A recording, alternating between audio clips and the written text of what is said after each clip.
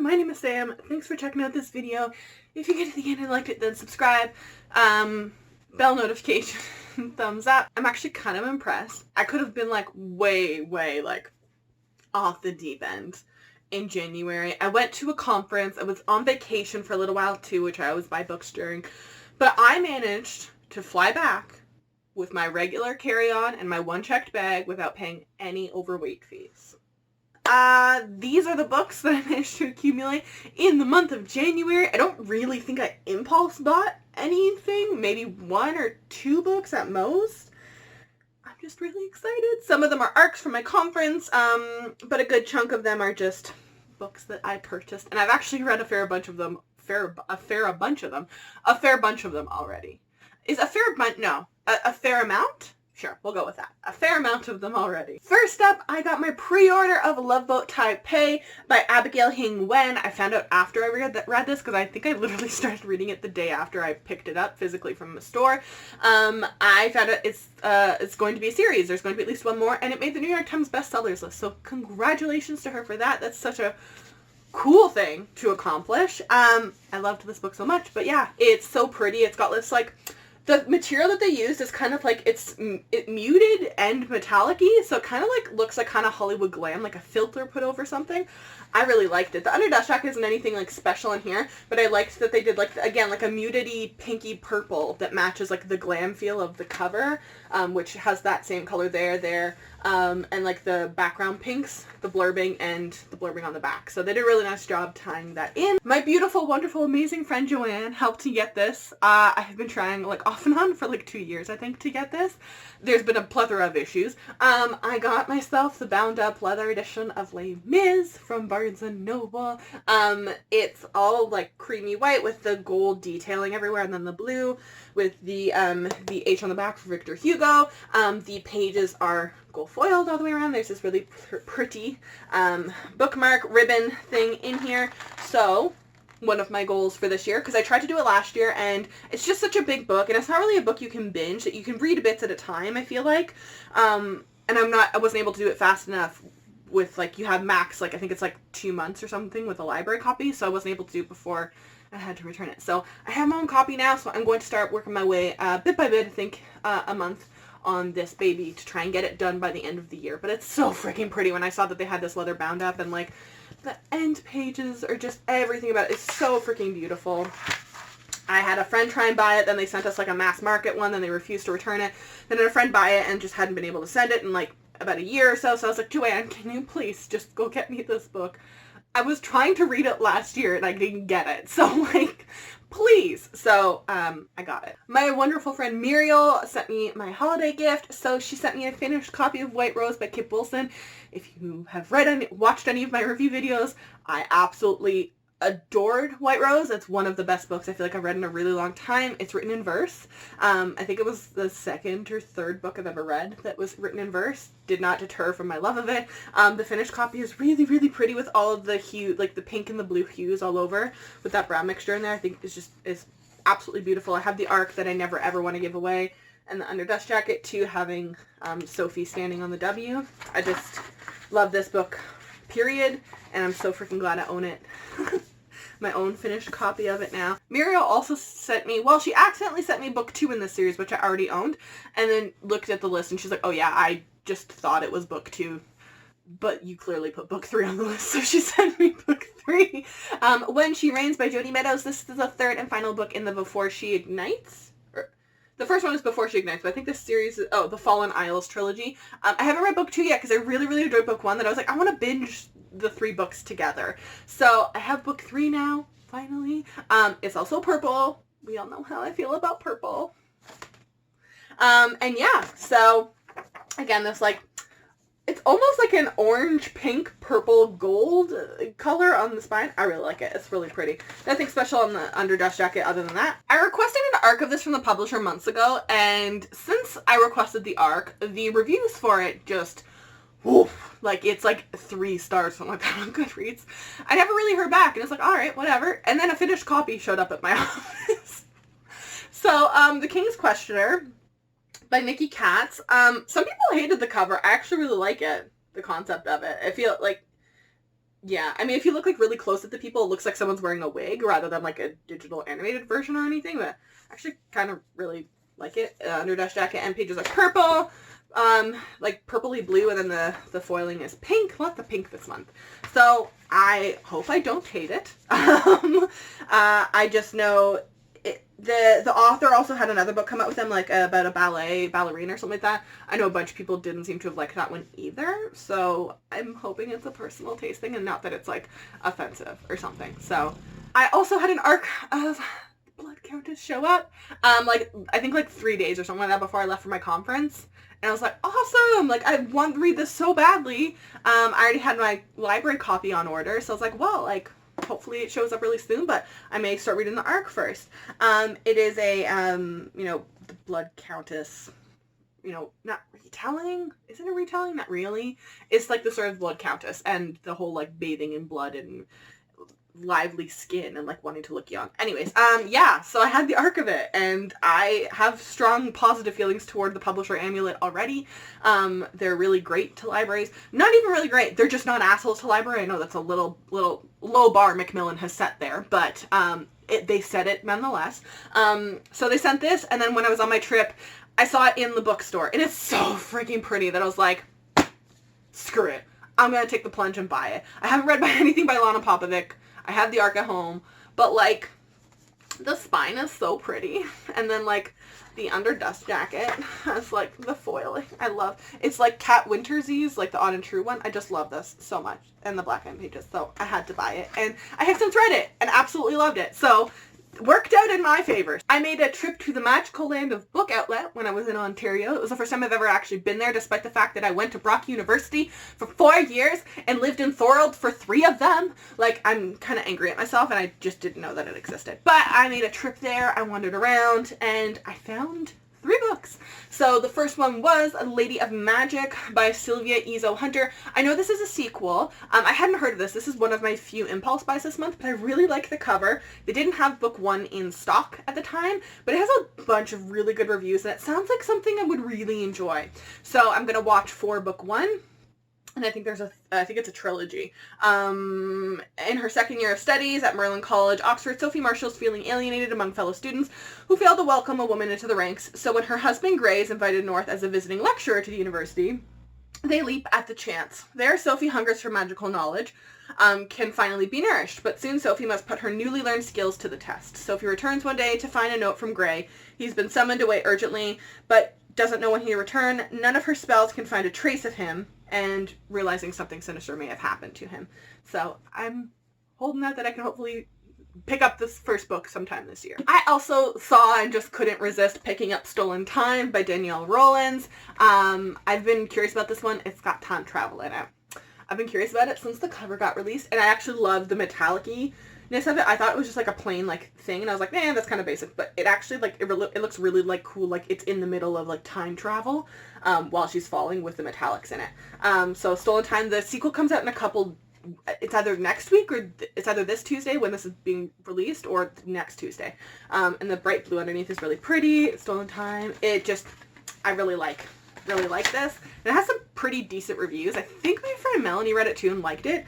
Centuries tore them apart. Fate will bring them together. I know it's supposed to be a romance, but it's got time travel. Seattle 1913 and then New Seattle in 2077. And one book that I literally was like, I need to find this when I'm out and about because it's bugging me that I don't own a physical copy of it yet. So I finally found A Labyrinth of Scions and Sorcery by Curtis Craddock. I've already read this book. It's the sequel to An Alchemy of Masks and Mirrors, which is fantastic. It's a Three Musketeers steampunk retelling, and it's purple. The third book comes out, I think I want to say the end of March. Nothing really special underneath, which is why it is annoying that Tor probably like charges like an arm and a leg in your firstborn for books in Canada, because honestly, their covers are kind of basic bitch, okay? There's no real justification for charging what they charge other than being like a grubby publisher with a bunch of greed issues. But I got it for like $8. That's a far more reasonable price for me than $36.50 for a YA book in Canada. What are you doing, Tor? Well, wandering around a mall, we went into the Indigo in Ottawa.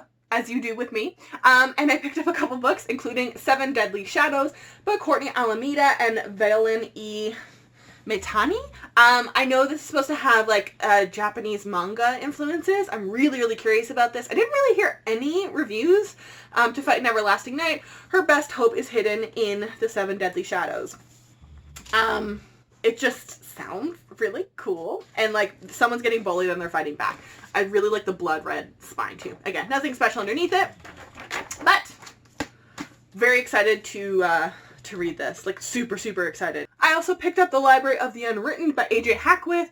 I had this board from the library, and then like literally like 3 hours before we decided to go to the mall when I was in Ottawa, I checked my library account to be like, do I need to renew anything? And then I went and it was like 0 renews available. And I was like, how? I just borrowed this. There should be 2 renews available. But someone had a place to hold on it, and there's only like 3 copies in our whole system for like 170 libraries. So I was like, bitch, I don't have enough time to read it. So I was like, screw it. They have 1 copy in the bookstore. 'Tis a sign. So I bought it. I have since read it and enjoyed it thoroughly. It's a wonderful book. It's just a plain paperback. It's kind of like, I don't know, $22 is like very like the max I'll pay for a paperback book, I feel like, in Canada. I also picked up Dangerous Alliance by Jenny Cohen, another one that I had borrowed from the library that I was planning to read in the month of February anyways. But like I saw it in person and it's so pretty. It's so pretty, and I think I said that in my TBR video. I was like, I kind of hope I love it because I kind of want to buy it. And I saw it in person, so I bought it. The underdust jacket is like a corkboardy kind of cream white, and then the spine is black. It's very pretty simple actually, but I like the design elements of it, and I just love the cover so freaking much. Again, it has like the corkboard texture with like little kind of black dots, like it's like an older paper, you know what I mean, that has stuff like kind of left in it, right? Okay, I think these are the last ones before we get into the conference stuff arcs. The Hand on the Wall by Maureen Johnson. I had this pre-ordered and it showed up on January 22nd in the afternoon when I flew out of where I live to go to Ontario on January 22nd at like 6 a.m. So I missed it, and it just sat at the bookstore for 3 weeks, and it bugged the crap out of me that I didn't have it. But it's the last book in the Truly Devious trilogy. Underdust Jacket is this like, it looks a lot like the Wilder Girls book with the dark forest green and then like the rose goldy orange copper spine. But I love it so much, and I read it and it was fantastic, and I'm glad they did the whole series without changing the covers. Thank you so much. Okay, I guess I'll start the conference stuff with things that I got signed, which was really, really, really cool. So I got an Ark of the Silence of Bones by June Hur. I was so excited when I saw she was going to be there. This has been on my radar since like they announced the the purchase of the title as the publisher, and she was there to sign arcs, which was just, it's just, yeah, I have this signed. 1800 Joseok, Korea, homesick and orphan, 16-year-old Seol is living out an ancient curse. May you live in interesting times. Indentured to the police bureau, she's been tasked with assisting with a well-respected young investigator in the politically charged investigation of a murdered young noblewoman, but he becomes like accused of potentially killing her, so she has to get involved and kind of either prove his innocence or his guilt. It sounds fantastic. She's a Canadian-Korean author, which we don't get a ton of Canadian authors on its own, let alone women of color. So I'm really excited to read this. So I hope I can get to it really soon. But yeah, it's signed, so I'm so happy. And she was really sweet. I only spoke to her for like 2 seconds, but she had her little baby there. It was so cute. It was so cute. He was just kind of like, just had this goofy little grin just looking around at all these like librarians. But yeah, so I also got a finished copy of In the Key of Neera Gandhi by Natasha Dean, who's another author, Canadian author of color. This came out a little while ago. I just love this color. The ombreing and everything of the pinks into the purples and the whites. It's just really, really, really pretty. And they have the pink and then like a brown with pink leaning things. Undertones, I guess, underneath, and it's like the main character, she wants to get into music, but her immigrant parents don't, you know, they, as a lot of immigrant parents, it seems, no, we came here for you to have a better life, you're going to become a doctor, right, kind of. So I'm excited to read this, hopefully next month, or April at the very latest, but she, again, it was really, really nice, and I got it signed. If I can open the page. And I would also like to say, when we went up and she's like, to sign it, she asked me what my preferred pronouns were. I've never had an author ask that before, because she, you know, they always have like a little message in it, and hers has a pronoun in it, so who brightens, for Sam, who brightens every room she's in, so instead of she's in, she could have put like they're in. So that was just really nice, and I've never had an author ask that before. So, oh, sorry, I did miss one. This was not conference book. My Australian cover of Lair of Dreams by Libba Bray showed up. I finally have all of them ordered. The other 3 are on their way to me in the mail as we speak. The Australian covers are just far and superior to anything that the US and UK covers have come out with. So this is book 2 in the Diviners series. I cannot wait to read King of Crows once I get my fingers on it. I only saw 1 copy of this and I lunged at it when I saw We Are Not Free by Tracy Chee. She's the author that wrote, I don't know what the series is called anymore, but the Speaker trilogy. I have books 1 and 2. I'm waiting for book 3 to come out in paperback, and like I haven't seen it yet in paperback, so I should probably check on that. It's been a couple months since I checked. But I know it's set in San Francisco, and it talks about the multiple generational impacts of the Japanese internment camps, which is just a fascinating topic that I feel like we are finally starting to delve into. And I have really high hopes for this. I also picked up Thorne when I saw it by Intisar Kanhani. I'm so sorry, I probably am not saying that right. A fierce retelling of The Goose Girl for fans of the Hazelwood. I have not read the Hazelwood and The Wrath of the Dawn. I devoured the entire Wrath of the Dawn duology in a single day. So, yes, I'm a fan of that. So, One Princess, Two Fates, Impossible Choices. When the cover got revealed for this, I was like, shit, I have to read it. I gotta try it, at least. So, I have an Ark of It. I'm so excited. It comes out in March, so I don't know that I'm going to be able to get to it before it actually gets published, but I'm really excited. I also got an Ark of Don't Call the Wolf by Alexandra Ross. This is another one that I was like, I just like my heart like when I saw it on the table and like lunged at it again. Because it is, if I can find, I don't know if it's on this. Yes, it is. Okay. Inspired by the Polish fairy tale from the Glass and Mountain, this page-turning standalone takes you on a journey full of simmering tension, lush romance, and evocative folklore, perfect for fans of Shadow and the Bone, which I own multiple copies of, and The Wrath and the Dawn. I don't know why we're suddenly like The Wrath and the Dawning everything. Like, I'm kind of here for it, and I hope it's not a thoroughly abused concept. But I'm so excited. Again, it's Eastern European folklore retelling, which I feel like we don't do a ton of. We just like, oh, it's like a Disney fairy tale. It's kind of like a castle setting in Europe, so it's like the same thing. But instead we're getting the Polish fairy tale Glass Mountain. So I'm so excited for this. So I actually verbally shrieked when I saw the Ark for Witches of Ash and Ruin on the table. They only had like 5 arcs of it, and I was smart this time. Somehow I ended up being like, no, what? I don't think any of the big publishers have anything I really, really want this year. So I kind of like took the outside when everyone mad dashed for the, Harper Teen and whatever. And in the end, I don't think they really had anything I really, really wanted anyway. So it was good timing, but I went to like the outer rim to the less, like the ones that are not the big 3 or whatever publishers. And I lucked out because all of them had really good arcs that I wanted. Witches of Ash and Ruin being one of them. Modern witchcraft blends with ancient Celtic mythology in a mesmerizing tale, perfect for fans of the shade of Magic Trilogy and chilling adventures of Sabrina. I was like, wait, witches and Celtic. That's everything I wanted. And I don't know if I put it on my official, most anticipated graphic for 2020, but I had it on my list on my GoodReads shelf, I believe, because it just sounds hella cool. And I remember when I read it, it's probably still up on GoodReads actually, when I was like, this sounds like Moira Fowley-Doyle meets like Carrie Maniscalco or something. Like, this sounds like 2 authors that I really, really enjoy, like meeting and having a baby, right? And then that baby makes this book. I just know that there's supposed to be OCD rap as well as someone is outed as being bisexual in Ireland. So that's why I was like, oh shit, Moira Fowley-Doyle, what? So I have just like the highest of hopes. This comes out in March, I think like the beginning of March, so I don't know that I'm going to be able to get to it before it actually comes out, but boy am I excited to read this. So freaking excited. I was kind of surprised to see this just there. They had like 2 or 3 copies, so I grabbed the Ark of Bonds of Brass by Emily Skrutsky. This is supposed to have 2 bisexual boys in space trying to like stop the world from imploding, which sounds like everything I would enjoy.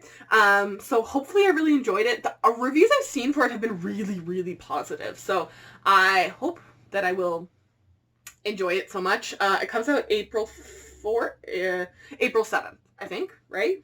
Yeah, April 7th. So hopefully I can get to it before then. Fingers crossed. So I have an arc of The Sound of Stars by Alicia Dow. I'm so freaking excited to read this. I'm reading it in March. I don't even care. It technically comes out, I think, at the very end of February. I don't really have enough time at this point to read it. I thought it had actually already come out when I grabbed it, so I didn't think anything of it. But there's a girl with in a forbidden library, and then the space aliens essentially invade, and then they want to use pop music or something like that to try and save the world. And then my friend who did read the Ark of It, she's like, just so you're aware, I know because you like the this is gonna make me sound like a horrible person, but she's like, I know you like the Nazi stuff. I don't know how to explain that other than I enjoy it when books reflect history, right? When we take messed up things in our history and then put them in universes to be like, see, it's messed up when you take it out of whatever your personal bias is. So I'm really excited. Also, this cover is freaking stunning. I love the color hues of the blue and the pink and the blending into the purple. It's just freaking gorgeous. So I'm so excited to read this so soon. I also lunged when I saw that they had an arc of Be Not Far From Me by Mindy McGinnis. I've looked at an awful lot, I feel like, in the last couple years grabbing Mindy McGinnis arcs. She is an author that I will not necessarily auto buy, because I feel like some of her books are books that I don't think I'll ever read again, but they're auto reads for me that I know I'm going to want to at least try and read it. So this is her next one coming out, I want to say it's April 1st. Doesn't say anywhere on it. Oh, 3/20. So in March, actually. So it's Hatchet Meets Wild, and this harrowing survival story from Edgar Allan Poe. From Edgar Award-winning author Mindy McGinnis. The world is not tame. Ashley knows this truth deep in her bones, more at home with trees overhead than a roof. So when she goes hiking in the Smokies with her friends for a night of partying, the falling dark and creaking trees are second nature to her. But people are not tame either, and when Ashley catches her boyfriend with another girl, drunken rage sends her running into the night, stopped only by a nasty fall into the ravine. She fell off the trail. She's got to get back. So I'm curious what she's going to do to my heart in less than 200 pages almost. It's barely over 200 pages. So, yeah, 230 pages is that's it. So I'm kind of curious because she fucks with my head an awful lot in her books. So I got an arc of the Montague twins, The Witch's Hand. This is a graphic novel coming out in July from Nathan Page and Drew Shannon. I don't even know how I found out about this, but I looked at it and I was like, that looks really familiar. What? And I scanned the USB code and I was like, oh, it was already on my I desperately want to read this thing. For fans of Lumberjanes and Paper Girls, look no further. You will love the Montague twins. On a lazy summer day, a sudden storm leads to three amateur detectives, the Montague twins, Al, Pete, and their stepsister Charlie, to a mysterious box that contains long-buried secrets. Little do they know, this small box holds a big key to uncovering the town's haunted past and, more importantly, their uncertain future. Because it turns out there are people in the sleepy New England town who want to keep their secrets buried. Shocking. People who believe the Montague twins are a threat that need to be extinguished. Can Al, Pete, and Charlie unearth the true enemy in their time, or will they meet a terrible fate? I'm so excited about this. So excited about this. I got an arc of House of Dragons by Jessica Cluess. I absolutely freaking loved her Shadow, Bright, and Burning series there. This is her new, I think it's supposed to be a standalone, it's not a series. The Emperor is dead, and in this world, they normally, for the next in line, the five, family houses kind of duel it out, and, that's, who ends up running shit. The people are, picked this year are a little bit different. There's a liar, a soldier, a servant, a thief, and a murderer. Let the battle begin. So I'm so excited about this. The cover got revealed and I was like, ooh, this could be really cool if they lift all the sword handles or anything. Or make any of this metallic-y because of the fire at the bottom. Either way, it's a chunker of a book. I'm really excited to read this. It comes out in May, so I'm hoping I can read it in April or at the beginning of May before I go on my trip. So, because it's a big book. I don't know that I could carry this on a plane. So, yeah. But I'm so freaking excited about this. I love Jessica Cluess's first series. So I grabbed the arc when I saw it of the Lady Hotspur. It came out, I think, in January. Yeah. So, before the actual conference. It's not technically a sequel, but it's in the same world as the Queens of Innisfleer, which I tried reading the arc of that, and I just couldn't get into it because of how her writing is very specific, right? So, I have the audiobook is available through my library because I purchased it last year. So I am going to borrow that and then give this a read because it's not necessarily a series, but it's in the same realm. And I think it's a couple 1,000 years later or something like that, but I still want to read it. It's a Shakespeare retelling. I love Shakespeare retellings. I always want to give them a go. And I've never actually tried, I think, a Tessa Gratton book before. I tried The Queen's Vanishing, and her writing is really pretty, but it was just too dense for me at the time for what I wanted to read. So I'm going to give it another go. I also picked up an arc of Shielded by Kaylin Flanders. I was super interested in this book. Then they released a cover, and it's another Charlie Bowater cover looking-ish thing, and I was like, meh. My interest kind of like waned at that point, unfortunately. Fans for Sorcery of Thorns, which I've read. I didn't hate it. And Furyborn, which I really enjoyed Furyborn. Will love the thrilling new magical fantasy adventure. The kingdom of Helinda is in trouble. It's losing its war at its borders, and a rumor of new deadlier threat have surfaced, which is always great. Princess Jinasara knows her skills on the battlefield would make her an asset and want to help, but her father has other plans. Secondborn heir to the throne, Jenna lacks the firstborn, her older brother's magical abilities, so the king promises her hand in marriage to the prince of the neighboring Tarina in exchange for resources that they clearly desperately need. Jenna has no choice, so she must leave behind everything she's known to give her people a chance at peace. On the journey to reach her betrothed in the new kingdom, the royal caravan is ambushed. Of course it is. That's bound to happen in this situation. And Jenna realizes the rumors were wrong. The new threat is worse than anyone imagined. Now she must decide if revealing the dangerous secret is worth the cost before it's too late for her and her kingdom. So I have a feeling she's going to like end up falling in love with the betrothed somehow in this situation. And yeah, we'll see how that goes. But alright, second to last, I picked up an arc of We Unleash the Merciless Storm by Taylor K. Magia. This is the sequel to We Set the Dark on Fire, which I've read like 2 or 3 times now. It's fantastic. I am so excited because this one, we switch in perspectives to Carmen. After everything that went down at the end of We Set the Dark on Fire, we get in Carmen's POV, because she's kind of a bitch in the first book for most of it, and then like you're like, oh, maybe she's not a bitch, and then everything happens at the end. So I'm so excited to see how things go down for those two. I'm also so excited to see how Taylor K. Magia survives this year, because she has 3 books coming out this year. J. Christoph Baylor survived it.